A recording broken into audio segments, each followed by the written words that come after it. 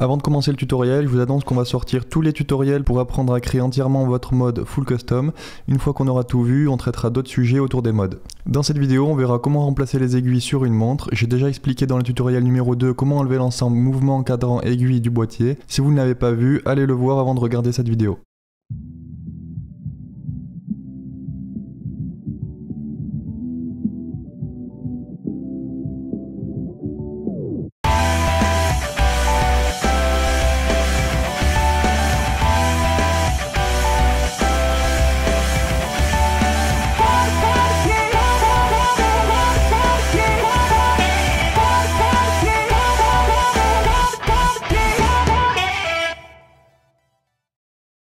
Petite précision, on ne touche jamais, absolument jamais les faces des pièces qui vont à l'intérieur de la montre avec les doigts. Par exemple, pour le cadran, on ne touche pas la face avant, pour les aiguilles, on les manipule avec des bruxelles ou comme moi j'aime faire, avec du Rodico propre. La raison, c'est simplement que c'est très compliqué de nettoyer une pièce qui a été polluée. Une fois que vous avez enlevé le mouvement du boîtier, vous le placez sur votre porte-mouvement. Il existe des porte-mouvements spécialement faits pour les 7S26 et NH36. Ils ne sont pas réglables mais sont très bien puisqu'on utilise des mouvements qui ont tous le même diamètre pour les modes Seiko en général. Pour commencer, on aligne les 3 aiguilles, ensuite soit on protège avec ce genre de protection fait par Bergeon, soit on utilise un emballage assez épais pour protéger le cadran et assez fin pour passer l'outil sous l'aiguille des heures sans trop forcer. Pour ça, j'utilise un Presto qui est inclus dans le kit d'horlogerie pour débutants, j'ai mis le lien en description. Il existe aussi des leviers qui sont très bien, personnellement je n'ai jamais utilisé ces outils. Je vais vous montrer avec un emballage, on met l'emballage sur les aiguilles, on place le Presto bien plaqué au cadran, on presse le Presto et il va falloir passer sous l'aiguille des heures. On continue la pression et les 3 aiguilles viennent toutes seules. Avec le Presto, on ne pousse pas, on ne tire pas, il faut juste faire une pression pour que les aiguilles se désolidarisent du mouvement.